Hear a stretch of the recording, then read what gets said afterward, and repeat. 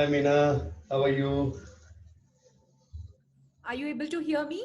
Absolutely. Can you see me? Can you hear me? Yes. And how is the backdrop? I hope there is nothing that Yeah, is. no, absolutely fine. No worries. Good, Oh, good. in. I've been very good. It's been quite busy with the event. A lot of guests have already come in, and you are there today. Yeah. Plus, parallelly, some work with the clients also happening as market seems to be opening up, in the Yes. L&D space. So that's good news for all of us. Absolutely. Don't ask me. Tell me about it.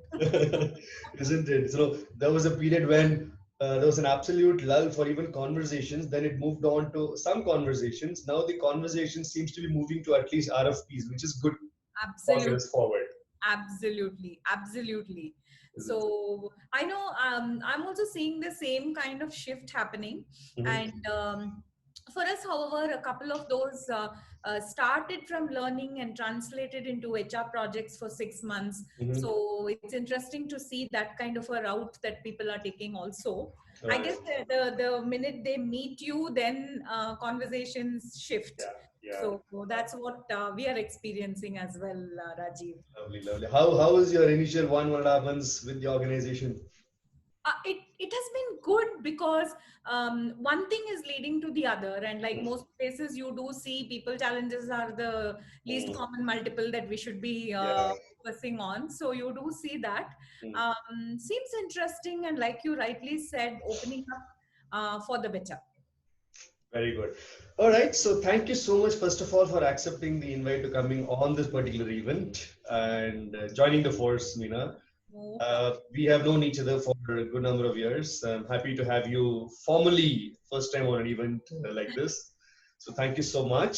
Thank Before you. we get started, let me quickly introduce you to the audience. So hi everyone, welcome to this event, Leadership and Libraries and Leaders. Once again, and we have yet another guest with us, Meenalochini Kumar, absolutely an experienced person in the space of global L&D, talent development, HR, OD, all kind of work that she has done. An ex-Sutherland employee and has worked with great brands like Bridgestone, Cummins India, Mindtree kind of organizations. And I see that after many years with the corporate, Meena has gone into the consulting space once again, which she did many, many years back. It's almost like 15 years later, again back to consulting, it looks like, Meena. Yes. Interesting. Yes, absolutely. It's quite a shift from the corporate world, and an interesting shift, I must say, given the fact that it's an interesting scheme of things that's happening and unfolding around us. So, yes, lots of inflections that we are all going through, and I'm sure we'll sail happily along and out of this fast. Absolutely. And all these inflections are creating a lot of reflections as well in us, isn't it? Absolutely, absolutely. Fantastic. Superb. So thank you once again for coming in and let's get started. So Meena, my first question to you is how and when books happen to you? Oh, it's a very dear question because to any book lover, Yeah. I think the journey starts very early in one's life, Rajiv, Mm, mm, and it was no different for me. I think mm, my biggest exposure or the first exposure came from my dad, um, mhm. Appa, as we used to call him, Yeah. who walk along the streets of Bangalore to find those second-hand books for me, because those were the days when he couldn't afford many Mhm. things for us, and so that was the starting point of me getting exposed to books, narrow alleys, plenty of books. The thrill of feeling them and flipping the pages, that's become so digital today, but I think class one was what I recall when I started reading, and all kinds of books, I must say, and the journey never ceases to amaze me. It continues. Oh, fantastic. Well, that's class one is quite an early age to get exposed to books, isn't it? Very, Absolutely. very nice. Very nice. So tell me, from that time you have been reading books. It's been so many years and so many years of corporate life also. Yes. How has your evolution as a reader contributed towards your evolution as a leader? My strongest belief is you learn from everywhere, Right. people, books, uh, Mm. your experiences, Mm. your mental maps are formed because of all of these. But Mm. I think we owe a lot to books, Yeah. simply because as children, either we learn from from the children we play with, or Mm. school, or we learn from home. And the third only agenda those days was to learn from books, Correct. because there was no form of entertainment like the multitude of choices, or the Absolutely. paradigm of choices that you have today. So I think Yeah. books have played a significant role in Mm. ideation, um, Mm. in laying the foundation for you, Mm. Mm. in those bricks which form Mm. your values at some point in time, Yeah. and has really groomed me to become whatever little I am today. Yes, I owe it to them. Fantastic. Books are such a great contributor, isn't it? So Absolutely. nice. And when you said, those days, I just remember because we didn't have so much of digital, we didn't have the PS4s and Netflixes of the world. We would naturally go to the book when we get bored of our parents. We would go to the books when we get bored of our friends, and we had a fight with a friend. We go back to the book because we didn't have anything much to do, and it was all round robin to the books back and again, isn't it? Absolutely, absolutely. And I don't know if you recall the days of Amar Chitra Katha Oh and yeah, yeah, yeah. Mama and the Champaks of the world and the Of Deepikas of the course. world, the Of Fitness Five. So the list, Agatha Christie, Nancy, course. the list can go on. It's never ending. And I remember my father was in the government service. He would travel on official inspection to places. He would carry that briefcase, Purane Zamane Wala, and he would come. Whenever he's back, one was always a promise. He would have two books in his briefcase. One was The Tinkle. The other one was something called Indrajal comics. Those Oh days, we yes, have one, the Mandrake and Phantoms and Lothars of the world. And I remember The Tinkle was like 1 rupee 10 paisa say shuru okay, I've seen it coming to some 14 rupees a book or something. Then it became a digest and all that. So absolutely. great, lovely days. Thank you for reminding those days. Absolutely. Long and illustrious, but a wonderful Always, flashback. always, always, always. Yeah, yeah. Super. So let's ask the next question, which is very interesting for me. Is there are so many books, and all leaders are already coming and talking about what made you pick David Rock's this powerful book called Quiet Leadership. It's quite a book. Absolutely. It's quite a book, yes, and a quiet book too. So I think I found it very exciting because it was very simple Mm, to fathom, mm, simple to practice, mm. and it had a depth of intent in Yeah. for the reader. Mm, So the first time I read it, and I think I must have read it some 5 to 6 times now, mm, Rajiv. The mm. first time I read it, it left me with such awe Yeah. that as leaders, very often we don't really relate to what happens in the brain Correct. and how we deal with adults in terms of Mm, engaging them or getting them to get those insights themselves. mm, So for mm. me, the biggest aha moment of the book was the fact that as a leader you could play a much more beautiful role Yeah. of driving insights through conversations. So Absolutely. I think that was the most brilliant part of this book that I enjoyed till date. Absolutely. I think one of the best books written. I mean, I'm sometimes confused. Do I see it as a self-help book or do I see it as a management process book? It's a beautiful combination of both, isn't it? Absolutely, absolutely. And as they say, simple is complex, right? Yeah. Yeah. Um, Complexity, to be able to put that so simply and Mm, in a way that the reader can relate to. I absolutely. think David Rock has done this Yeah. beautifully Yeah. Yeah. at his best. Yeah. You can relate it and pick it up and go and apply straight away without any iota of doubt, and you will see results, isn't it? Absolutely, absolutely. Fantastic. Fantastic. So tell me, you have read it 5, 6 times, and you also told me when we met initially before this conversation, you have applied it in your work, is what you told me. What is your difference between a leader and somebody who read this book and becomes a quiet leader? um, I think I have experienced it myself. So I Mm, can tell you the pre quiet leadership and post quiet leadership, Meena. So mm, the pre quiet leadership was a person who believed that, um, certain amount of direction has to be there. And I don't deny that fact even now. Right. But the thought was, as a leader, you come with your experience, and therefore it is, you're bound to share that experience with others, and then they learn and then they grow. Correct. Post quiet leadership, I would say it's Mm. more of conversational engagement that I try to have very many times with teams or with leaders. Mm. See how can these conversations drive insights in themselves. Right. Right. Right. And then I also realized that the ownership of owning your idea or your thought, or your own image about yourself, Mm. is very precious to every human being. Correct. So when they are able to get those insights because of those purposeful conversations that we Correct.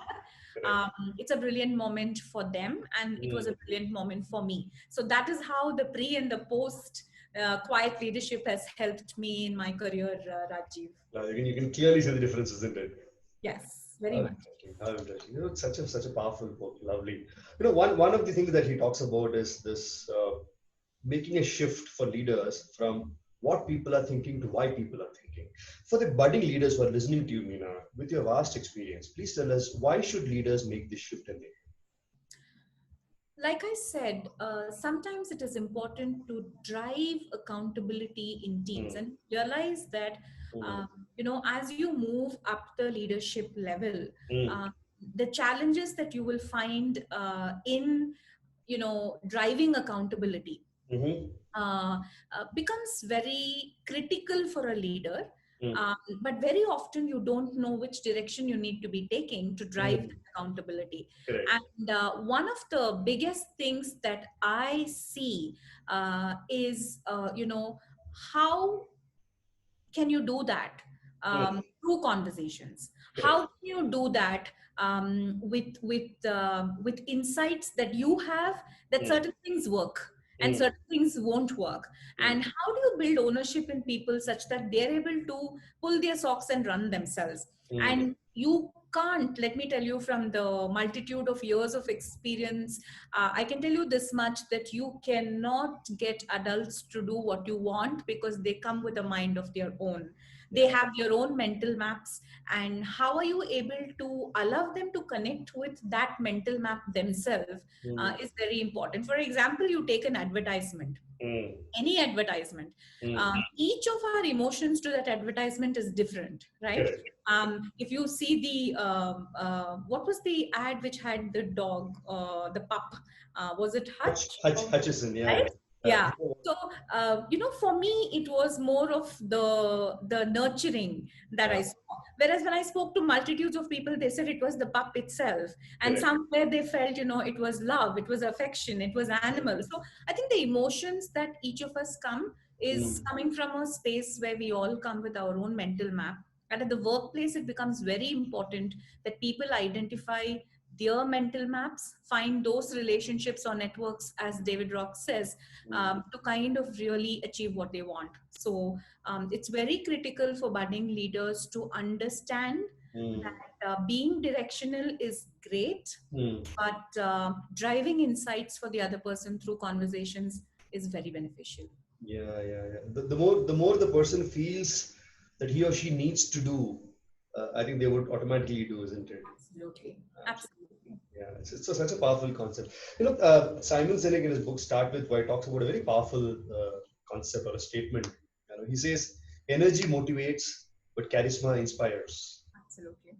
Right? Absolutely. If I can take that, and I could relate that to what David Rock is also talking about, is he says leaders need to move from being interesting leaders to useful leaders. Absolutely. How do you see this interesting versus useful? Because being interesting also is very important, isn't it? Yeah. But David Rock seems to move the needle more to being a useful leader. Now, how have you done that, Amina? It's a very powerful concept, and I was not aware of it. I was not even conscious of the difference. Right, but even I wasn't till I read the book. Right, until we read this book. And then we said, wow, what a plethora of information we are giving people all the time, not even assessing whether that's interesting or useful. Right? So the journey starts there with your own reflection of what information made sense to you from a leader, and what information was very useful to you.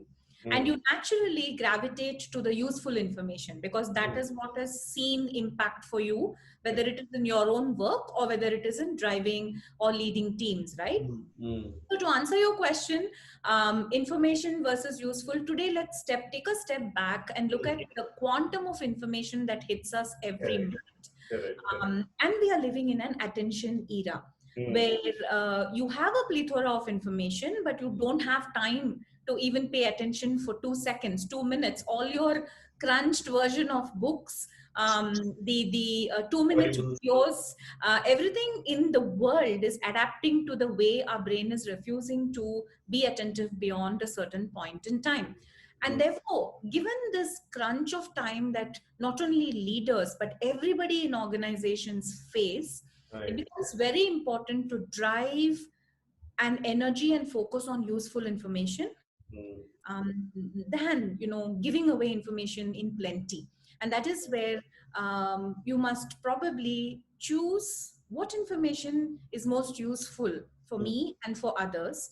And can that be really given succinctly so that people can really understand, take it quickly and execute? Correct. So that's how I think useful information makes sense in the world of today. Yeah. So are you also saying that when you look at the what, it's useful information, it has to be for the recipient, but not at the cost of losing the interesting bit of it, right? So the how also has to be importantly used, isn't it? Absolutely. It's a kind of a balance, is what you're saying? Very much. We need to be, and for that balance to come about, let me tell you, it's not easy, Rajiv. Which means that every leader needs to be absolutely self-aware of what he's talking, how much she's talking, and how she's using the tone of the voice to convey a message too, right? So all of this play a very big role in making useful information useful for the individual. Yeah. I think it's a very interesting perspective because it's important for the leader to understand that it's not about he or she feeling it useful. The recipient should find it useful. Absolutely. It's all about, see, you look at the concept of what's in it for me. The world revolves around it, right? Each of us think about what is in it for me in every instance in the organization, right? It's a natural process. So the minute as a leader, you're able to shift into that mindset of what is in it for her or what is in it for him, then I think you will start purposefully crafting your messages such that it really adds meaning and usefulness for the other person who you are intending to give it to. Yeah. The other day I was talking to somebody who made a very nice perspective. This person was a talent acquis head, and he was telling me, Raji, if you take a back seat and kind of look at the employer-employee relation, it's actually just a legal contract. Yes. Very true. But it is so important for that leader or the HR person or anybody to convert that piece of paper into an experience, isn't it? And bring this what's in it for me. Absolutely. I thought that made tremendous sense. And I never saw it just as a piece of contract. When he told me, this hit me hard. Yeah, it makes all right sense. Very true. Very true. Absolutely. And I think that is where, organizations which in a way make themselves useful by adding value to the person's thought process. You enjoy working with thought leaders, you enjoy working in organizations that make you think, right? And I think that's the difference one can do in human resources. Are you creating a thinking organization, which is so important for the world of today and tomorrow? I agree. In fact, very incidentally, today morning I made a post on LinkedIn. Day before I was driving back home, and in front of my car there was this TVS Motor Company's bus. The moment I saw the bus, and this was around 7:15, 7:20 in the night, the next feeling was nostalgia. Yeah. And the next action was a post on LinkedIn. The point I was trying to think is, we work in multiple organizations. We always ask this question and we tell leaders, what are you doing for the organization? But the question is, what has the organization done for you? And you will always realize there are only one or two that we can handpick, and they become so close to the heart that even after leaving the organization, we still talk in present tense. We don't talk in past tense about it. मेरी company में अभी भी होता है, मतलब छोड़ के बहुत साल हो गया है. Absolutely. Absolutely. That's so important, isn't it? Yeah. That tie, the knit, the memories, and I think it is because of the experiences we have, right? And that those experiences, if we were to uh, kind of extend it a bit, could be experiences because of the people connect you made there. It could be experiences which made you think. It can be experiences where you learned because of that thinking, right? And that's what creates the stickiness. Yeah, So I guess it's a very small world at the end of the day. absolutely, absolutely. As much as David talks about, giving a playground for people to think and they would want to do what they want to do and give them the space, he also talks about the powerful concept of accentuating the positive, which is nothing but your feed forward of Marshall. Absolutely. How do you see it? Give me one instance where you have very powerfully accentuated the positive in your team. I think this boils back to the Pygmalion theory, right? Where it clearly tells us that the minute you believe in a person, um, the person starts believing in himself or herself. And I think it's very important for leaders to powerfully nurture the spirit of Yeah. positive strokes in environments. See, we are living in very volatile times. Uh, Confidence of people, confidence of youngsters, it's especially is at Especially. an all-time low, right? Correct. And Correct. though I would not like to generalize it, Mm. at 60% of the people that I meet, who are your Gen Y, they are so confused about what is happening in the world today, right? Yeah. Stability has been spiking and ebbing for them, and they're coming to terms with it. So in a world like that, like I was reading, it's hardly 2 minutes in a day or 2 minutes in a year that you get positive feedback from somebody. So you look at it that you are so critical about your looks, you're so critical about the way you think, you're critical about what you wear, you're critical about the home you live in, you're critical about people who live with you. Tolerance has come down. You're critical about the workforce, the workplace, and whatnot, right? So the amount of negative or the not so positive inputs that's reaching our brain is 98% more than the quantum of positive thoughts or positive feedback that True. one gets, right? True. True. And so there are times when someone tells you something positive, you want to push back and say, oh, is that really true? I know you're kidding. And I'm sure all of us have experienced that, right? Yeah. We're Yeah. conditioned to a world that's been giving us a lot of brickbats and very little of positive strokes, right? So I think it's very important for us to build and use the power of positive reinforcement very much, especially in the workplace. So I don't know, this is the feedback I've received from most of the teams who have worked with me. They said, Meena, you've had an ability to look at what is strong in us, what are our strengths, and play on those while giving us feedback on areas that you need to develop. And that has helped us kind of nurture a better career for ourselves. So for example, she was an engineer who never believed she could excel in human resources and was part of my team. So how do you really steer her to believe that she can excel in this space too? So I think the power of telling her every minute that she was doing a great job, and maybe she could look at it, look at this particular piece a little differently, etc. Now she's one of the finest HR I can ever find. So I think some of our mentors did that to us, made us believe that we will get there. And I think it's time we gave it back to the world and made youngsters believe that there is a power of positivity that they should focus on. Absolutely. Just making me think, as you said, during our days of moving up in the career, I don't know if I don't want to sound generalizing, but I guess we were not as fragile as the budding young leaders are. Absolutely. Whether it is because of whatever you said, no, whether it's fear or whether it is a hunger or aspiration or urgency, I don't know what it is. I really can't put my pin on any one. But are they fragile?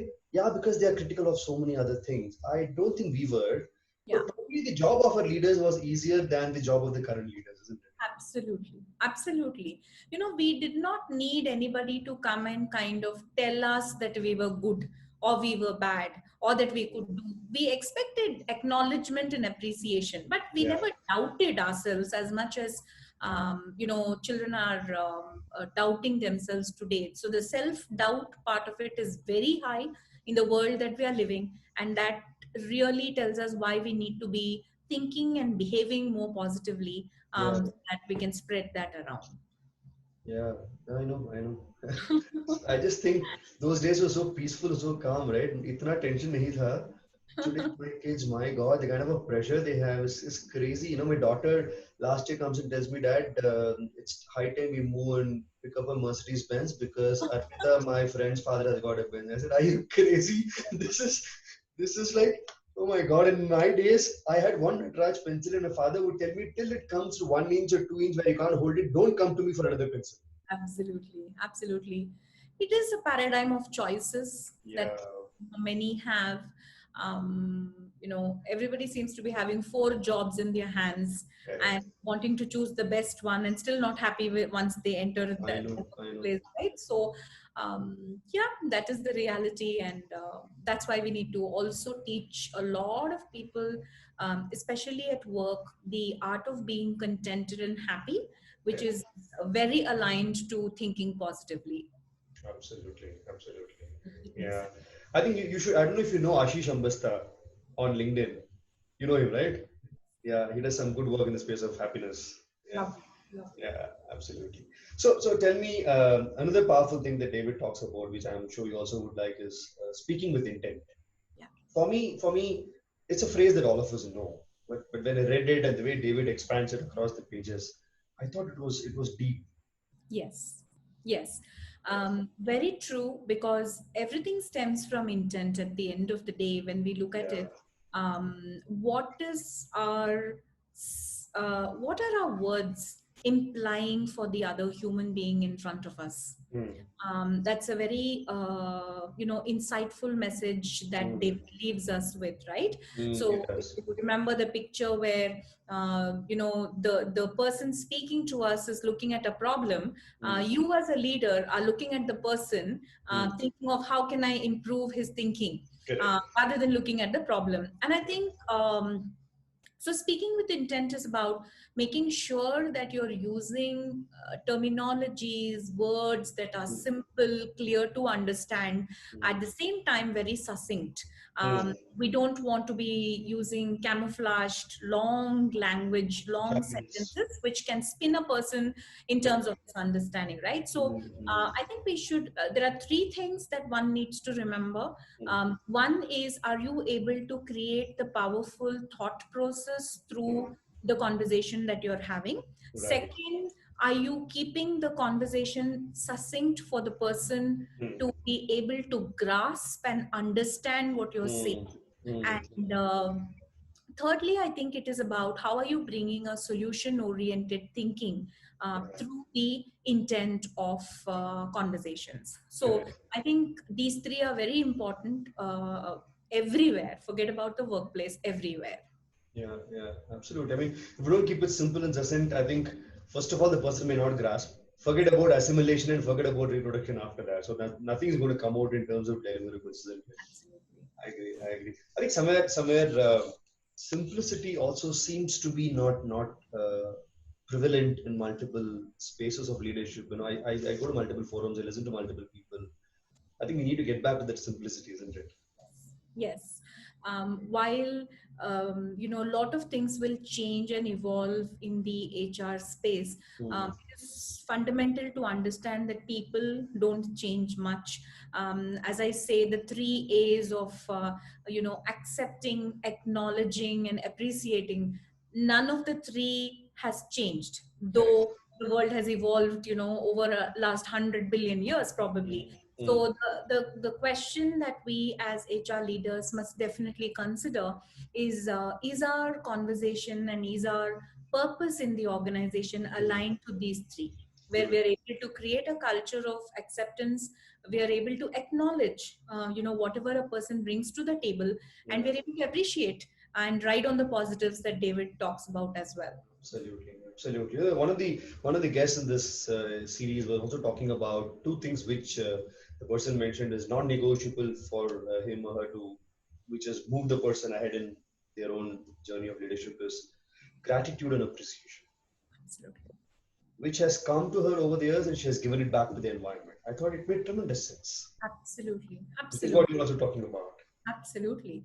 And I think the world is, if you look at the greater good science of UC Berkeley, I mean, I completed a course from there on happiness again.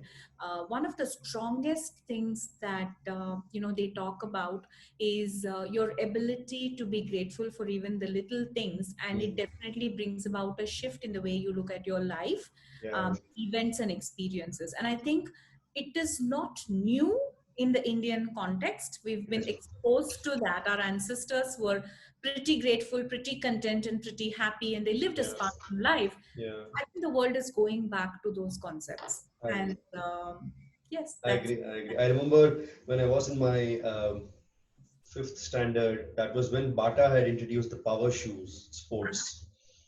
I told my father that I would want to have a pair of shoes, and I was a Kendriya Vidyalaya products. We had the typical Sarkari Jutte.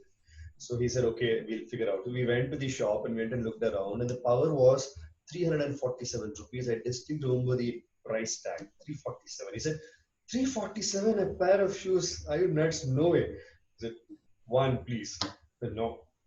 Then we had a lot of discussion, went around. Then finally, we settled with another brand which had shoe for 160 rupees, which was Action. Absolutely. If you remove the brand. And he said, this will do what you want it for. That's enough. Yeah. Yeah. Absolutely. It's just a very different world, isn't it? Yes, Rajiv. Yeah. So tell me, in your initial years of your leadership, and then you moved on with management and senior management and the top leadership, across this, how has the creating a new thinking changed? And what do you propose to the young leaders to do differently to create a new thinking in organizations? Because many of them come out from IIMs and premier institutes and they hit the glass ceiling at a very early age. At 36, 37, they have a designation called director. Mm-hmm. Some of them fairly do well. Some of them really baffle and struggle. And I've seen this. I'm sure you also must have seen it. Kind of gets onto their head. And after which they don't know what to do next. Yeah. So generally, what's your input to such people to create a new thinking? See, for anybody, I think at any level, learning is very important. Right. Being open to learn and being open to accept that we don't know many things is the foundation to your leadership journey, right? That's number one. Second is, I think, you will again be receiving multitudes of inputs, whether it is from your society, whether it is from your workplace, whether it is from your children, your spouses. Right. And all of that are going to cause, enough and more mental maps for you, enough and more experiential learnings that become very conditioned, right? So the second thing I would recommend is, try to reflect if that condition is affecting you, that conditioning is affecting you in your next steps, right? So a tag that if you're from the best school, you will be the best everywhere need not be true, because there are several great performers from non-B schools, and there are several excellent performers from B schools too. All I'm saying is, don't go in with a filter that if A plus B happens, then it has to be a C plus D. It could be many other combinations too. So one is, make sure that learning is a continuous process at whatever level in your life. Be open to learning from anywhere and anyone. And the second is, make sure that you remove your filters, remove your conditioning, be prepared to make those new mental maps that will help you get forward. I think these are two important things that I have learned in my journey many times. Fantastic. I think that's very, very powerful. It makes a lot of sense because I think that's continuous for them, right? And as you rightly said, there are so many triggers that will affect them from the environment. Are they able to pick it up, filter them, and then use it to their own journey without getting stuck into this element that A plus B has always need to be C plus D? And we see so many psychotherapists and psychologists working on corporate people, and I wonder at 32, 33, they are baffling. They go to this person seeking help, A plus B is not C plus D, and expected as C plus D.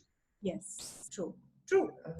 Very true. I think Mm, that's where, at all levels, mm, be it home, be it your workplace, be it the connections you make outside of work and outside of home, it's very important to have those connections who are positive, who are able to energize you, mhm, who are able to kind of steer you to what is happening well, rather mm. than looking at everything that is tumbling around us. Right. I think so. All of this makes important lessons for young professionals um, entering the workforce, and for older professionals who still continue to learn. Continue. Alright.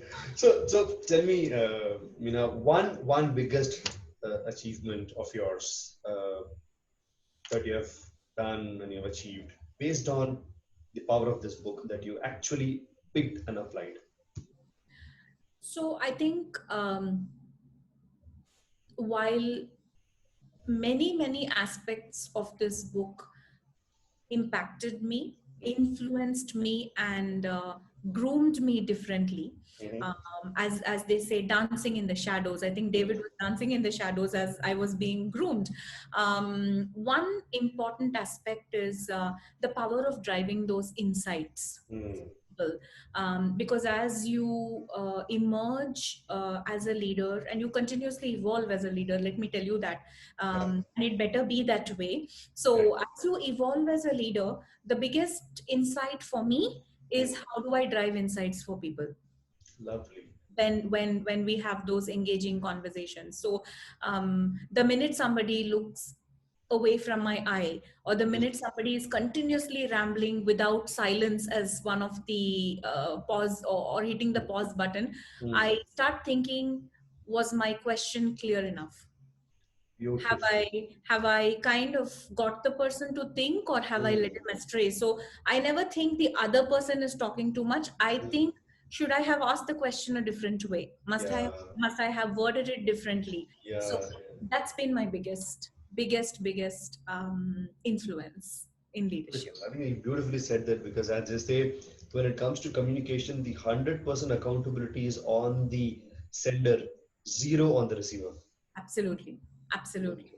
I think beautiful. I think that the ability of the leader which you spoke is so important, Meena, that I'm able to pick the cue from the verbal, non-verbal nods and words, and then figure out, do I need to make an alteration adjustment in my side? How many of them do it is a very fundamental question, isn't it? You did not get it. Is the easy response, the reaction that you could give?